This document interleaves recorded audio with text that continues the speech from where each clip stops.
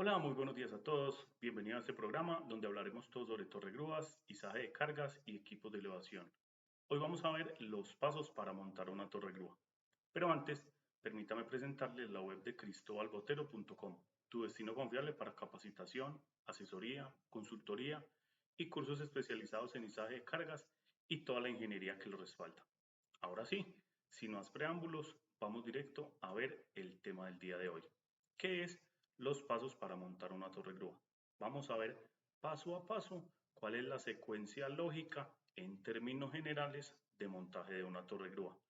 Siempre se debe seguir las instrucciones de los manuales del fabricante que me indican el paso a paso exacto para este tipo de torre grúa, esta marca, con esta referencia. Hoy vamos a ver en términos generales cómo se puede hacer un montaje y en qué momentos puede ser beneficioso de pronto modificar un poco los paso a paso o el paso a paso que nos indica el manual.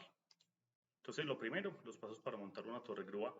Este es un poquito simple de cómo se hace. Primero es el tema de la cimentación, cómo se monta la cimentación, cómo se hace la cimentación y cómo se monta la base. Después va el tramo inicial, es el primer tramo que conecta la base con el resto de tramos de torre. El montaje de los tramos de torre, el montaje de la camisa de telescopaje cuando lleva, el montaje de la tornamesa, todo el tema giratorio y pica, montaje de brazo o montaje de contrabrazo y montaje de contrapesas. Finalmente, el enhebrado del cable y la puesta a punto y revisión de los equipos. Entonces vamos a ver uno a uno cuáles son los pasos que debemos ir tomando para el montaje. Lo primero es el tema de la cimentación. El tema de cómo se hace la cimentación, cómo se hace la base, cómo se hace el dado de concreto o los pequeños dados o la losa sobre la cual va soportada o embebida la losa, lo hemos hablado en videos anteriores. Hoy vamos a ver el paso a paso de cómo se monta. Entonces, hay dos opciones. Uno es, si tenemos el tramo embebido, pues el tramo o de tramo de empotramiento, pies de empotramiento, es un tramo o unos pies, unos tramos de torre que van embebidos en el concreto y ya me dejan unas puntas sobresaliendo sobre la cimentación desde la cual voy a comenzar mi torre grúa.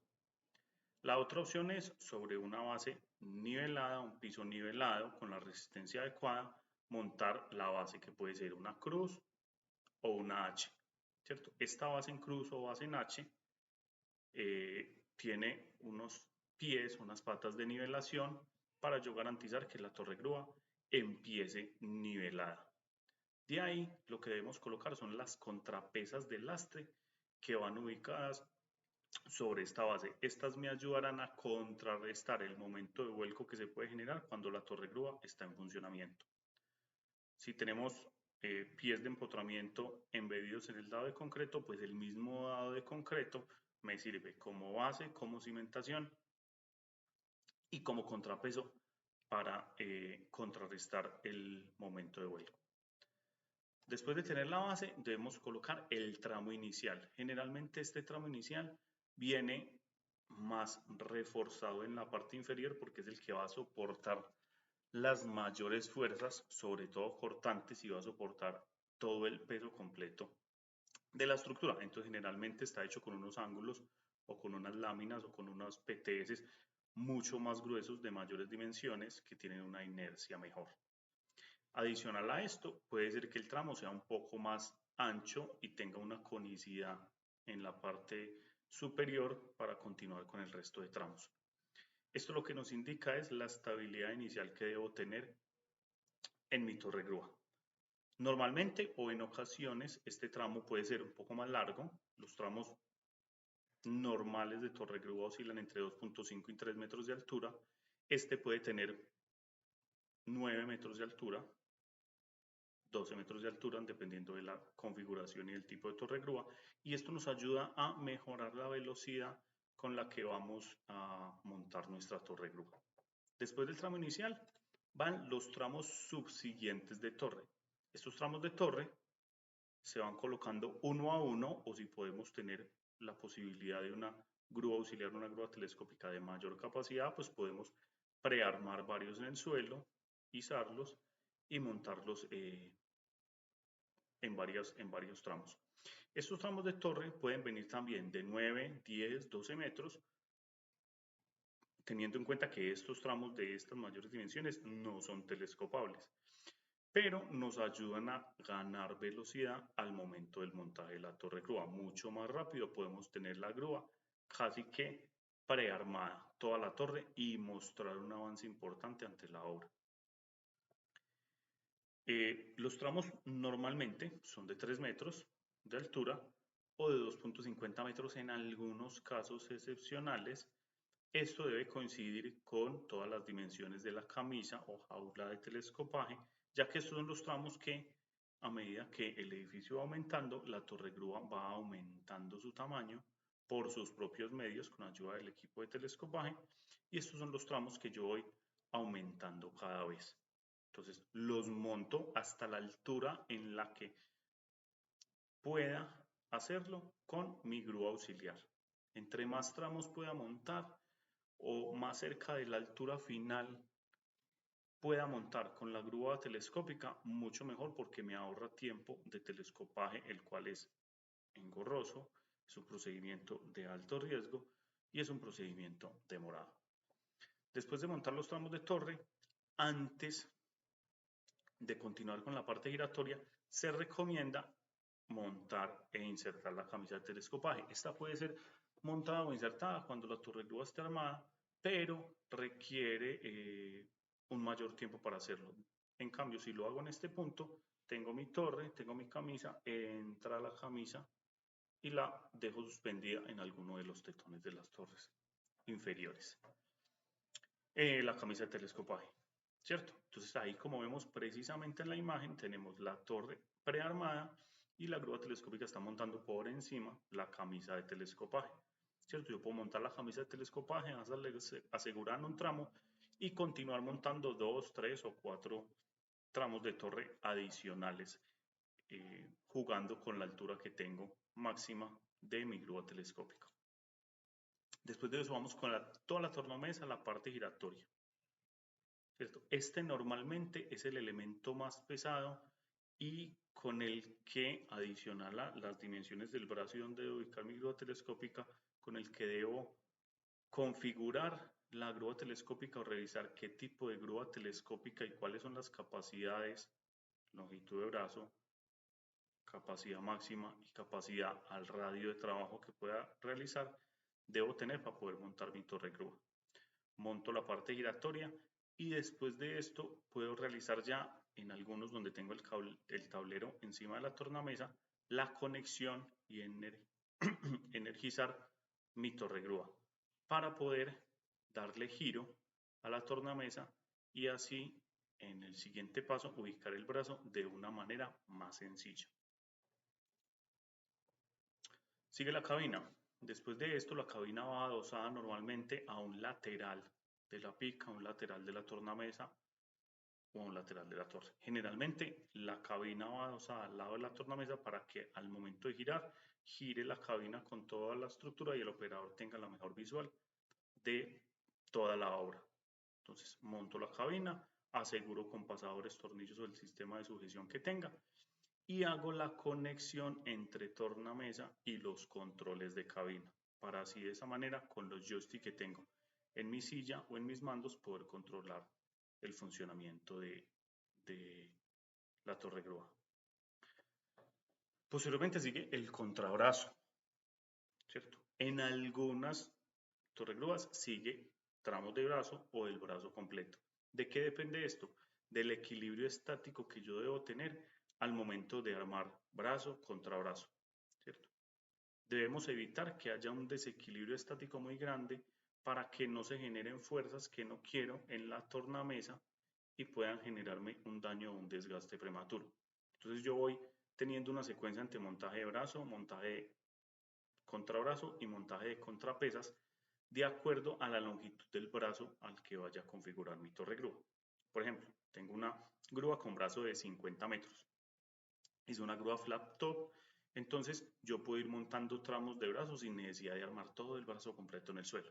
Entonces mi secuencia de brazo puede ser primer tramo de 12 metros del brazo, luego un tramo o el tramo completo del contrabrazo, luego una contrapesa, luego el resto de brazos y luego el resto de contrapesas aéreas completas. Esta secuencia cambia dependiendo de la marca, del tipo de torre grúa, si es flat top o si es hammerhead o de tirantas, de la longitud del brazo, de la longitud del contrabrazo y de cómo vaya a configurar yo el brazo de mi torre grúa. Esto cambia también la cantidad de ubicación de los contrapesos aéreos que le vaya a poner, ya que finalmente lo que quiero es que la grúa se encuentre en equilibrio para evitar la caída de la misma. Después de realizar el montaje completo del contrabrazo, lo que vamos a hacer es energizar del todo la grúa. Ya habíamos previamente energizado una parte, ya lo que hago es conectar todos los motores, motor de elevación, motor de carro, motor de giro, todo el tema de control, todo el tema de la botonera o los mandos o los joysticks, y de esta manera tengo mi torre grúa energizada. Después de tener la torre grúa energizada, lo que hago es enhebrar los cables. De aquí no tengo diapositivas ni imágenes, pero lo que hago es que cada manual me indica por dónde va tanto el cable de elevación como el cable del carrito, por dónde van en todo el juego de poleas que tengo para hacer el enhebrado, dónde termina, dónde inicia el cable, cuánto cable necesito, y ya quedaría con la grúa funcional. Para entregar la grúa falta la puesta a punto, verificación de frenos y verificación y certificación de la capacidad de carga, que es lo último que hago, y esto tarda normalmente un día en hacer todas las pruebas de carga y todas las pruebas de funcionamiento y certificación. En algunos países, en Colombia no es obligatorio que un ente externo realice una inspección, una revisión y una certificación de la torre grúa después de su montaje. O sea, hay que esperar un par de días que vaya un ente externo que esté avalado para certificar torre grúas, su operación y su montaje, y nos avale el montaje de este equipo.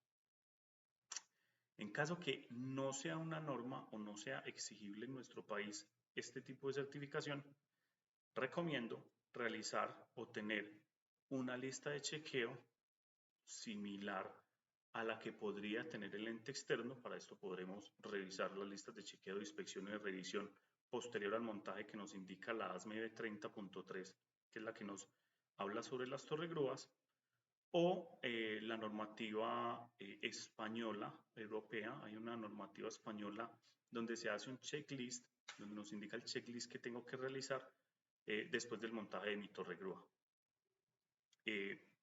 Se recomienda realizarlo, que una persona competente, que es la que está dirigiendo y realizando el montaje, que debe ser la que está realizando y dirigiendo el montaje, que esta persona competente haga una inspección completa, un informe completo del estado de la torre grúa, donde se indique pues el tipo de grúa, la marca, la altura a la que se montó, el serial, si va a tener posteriores telescopajes y arrostramientos, los contrapesos que se usaron, la longitud del brazo, el tipo de cimentación, la capacidad de carga máxima, la capacidad de carga en punta, si el voltaje y la corriente que está llegando o saliendo más bien del transformador y llegando a mi grúa, para revisar que los picos y las caídas de voltaje no me generen daños en el equipo, que se hizo una revisión, inspección y calibración de frenos, que se hizo una calibración de cargas de acuerdo a las capacidades que tiene el equipo, que indique quién va a ser el operador, que indique la altura final con la que va a quedar la torre grúa, todas las configuraciones, todas las características y todo el historial de la grúa debe ir en un documento.